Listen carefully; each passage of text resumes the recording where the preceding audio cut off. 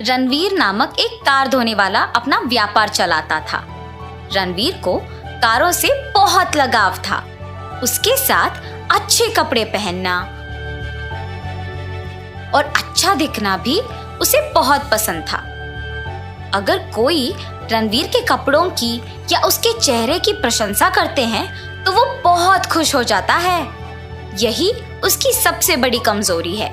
रणवीर के पास गांव के लोग अपने अपने कार को साफ करवाने के लिए लेके आते थे। वो उससे कहते थे कि कार की सफाई अंदर से और बाहर से होना चाहिए, लेकिन रणवीर गाड़ियों को कम से कम 2 दिन तक अपने पास रखता था। अगर रणवीर के दुकान में आया हुआ कार उसे बहुत अच्छा लगा तो वो 3 या 4 दिन तक वापस ही नहीं देता था। रणवीर अपनी यात्रा के लिए कारों का उपयोग करता था और अपने दोस्तों को प्रति घंटे के हिसाब से कारों को किराए पे देता था। एक दिन प्रेमजी नामक एक बहुत अमीर आदमी एक महंगी कार में मणिपुर आता है। रास्ते में कीचड़ के कारण उसका कार का टायर गंदा हो गया और वही प्रेमजी को कार धोने का एक दुकान नजर आया। कार पूरा गंदा हो गया। यहाँ वैसे भी एक कार वॉश का दुकान है, यही वॉश करवा लूंगा। ऐसे सोचकर प्रेमजी रणवीर के दुकान जाता है। रणवीर प्रेमजी का कार देख सम्मोहित हो जाता है। प्रेमजी आके बात भी करता है, मगर रणवीर की आंखें तो सिर्फ उनके लाल रंग महंगी कार पे होता है और वो उनकी बातों पे बिल्कुल ध्यान नहीं देता है। बाबू इधर देखो, सुनाई दे रहा है? तब रणवीर प्रेमजी को देख अतिथि का गौरव देता है। बैठिए सर, इस कुर्सी में बैठिए। ऐसे कुर्सी साफ करके बैठने के लिए कहता है। नहीं बाबू, मुझे 15 मिनट में निकलना है। तुम अगर कार जल्दी से धो लोगे तो मैं निकल जाऊंगा। क्या 15 मिनटों में? इस कार को कम से कम एक बार तो चलाना होगा। पता नहीं ऐसा मौका वापस कब आएगा। कुछ भी करके आज इस कार को यही रख लेना होगा। बाबू क्या सोच रहे हो? चलो चलो काम शुरू करो। सर, आपका कार देख के पता चल रहा है कि बहुत कीचड़ और गंदगी भरा है। ये सब साफ करने में वक्त तो लगेगा ही। कल इसी समय पे आके ले जाइए। कल? पर शहर में तो चाहे कितना भी कीचड़ हो 15 मिनटों में काम खत्म करते हैं और तुम कल तक का समय मांग रहे हो। यहाँ तो वो सारी मशीन नहीं है ना भाई साहब, आपकी मर्जी है अब। ऐसे कहता है। प्रेमजी भी सोच में पड़ जाता है कि इस कीचड़ भरी कार को लेके वो अपने रिश्तेदारों के घर नहीं जा पाएगा, तो इसीलिए फैसला करता है कि कार को वही छोड़ना बेहतर है। ध्यान रखना, इस कार से मेरा बहुत लगाव है। ऐसे कह के वहां से चला जाता है। रणवीर की खुशी की कोई सीमा नहीं थी। कूद कर नाचते हुए कार में बैठता है। वाह वाह, देखो कैसे चमक रहा है ये गियर, ये स्टीयरिंग। आय हाय, काश ये कार मेरे पास होता। और ऐसे कह के गाड़ी शुरू करता है और ऐसे करते ही गाड़ी तेजी से निकल पड़ती है और ये रणवीर को और भी उत्तेजित करता है। प्रेमजी के नजर से बचने के लिए कार को गांव में नहीं चलाता है और गांव के दूसरे ओर गाड़ी घुमा लेता है। खुशी से गाड़ी चलाते हुए तेजी बढ़ाते हुए गाड़ी को उड़ाता है और उसे ये करने में बहुत मजा आता है। थोड़ी देर बाद अपने दुकान पे आकर कार से उतरते हुए गाड़ी चलाने में मजा आ गया। गाड़ी उतर के देखता है कि कार और भी गंदा हो गया। ये देख तुरंत गाड़ी की सफाई के काम में लग जाता है और साफ करने के बाद वाह वाह, इतनी सुंदर गाड़ी मेरे दुकान पे आना और मेरा उसे चलाना सच में मेरा किस्मत ही है।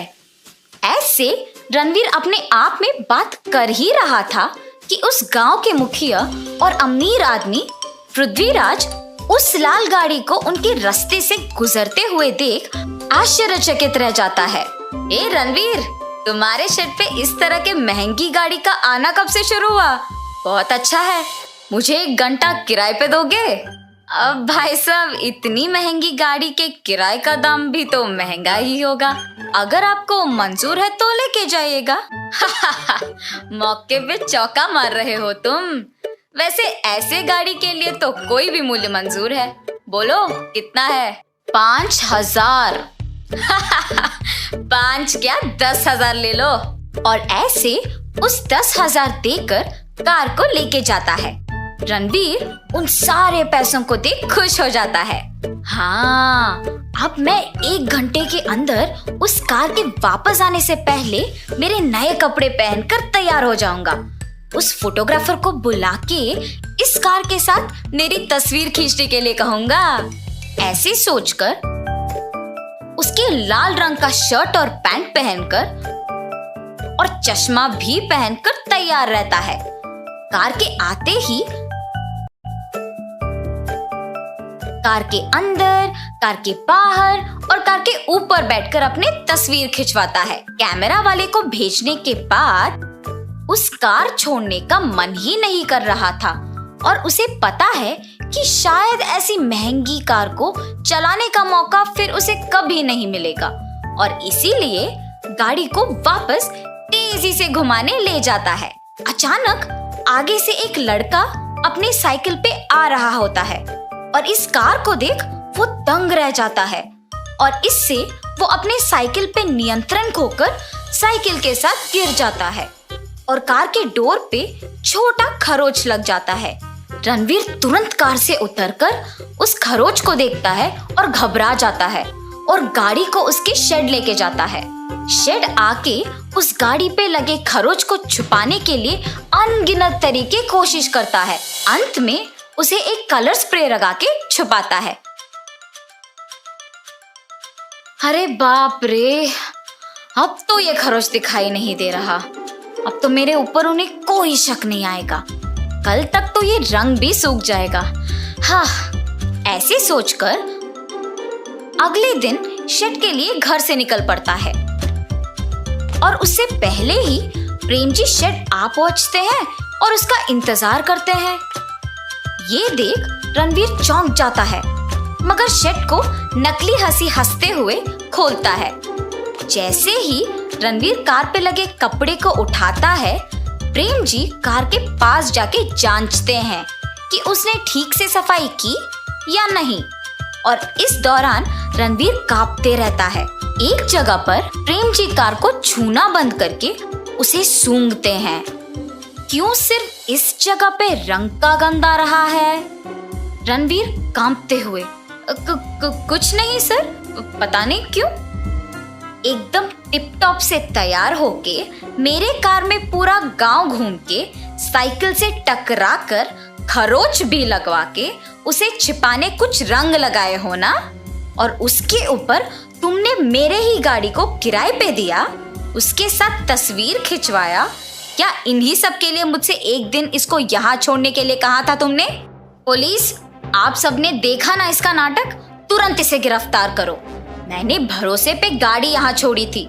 वो तो अच्छा हुआ कि मेरे नौकर ने इसे गांव के बाहर चलाते हुए देख लिया, वरना ये मुझे बेवकूफ बना देता। मेरे ही तरह किसी और के साथ ये नहीं होना चाहिए और इसीलिए इसको दंडित करना ही होगा। और ऐसे प्रेम जी रणवीर को गिरफ्तार करवाता है। तो इस कहानी का नैतिक क्या है? किसी और के चीजों से हमें लगाव या उन पे लालच नहीं होना चाहिए। जो हमारे पास है उससे संतुष्ट रहना चाहिए।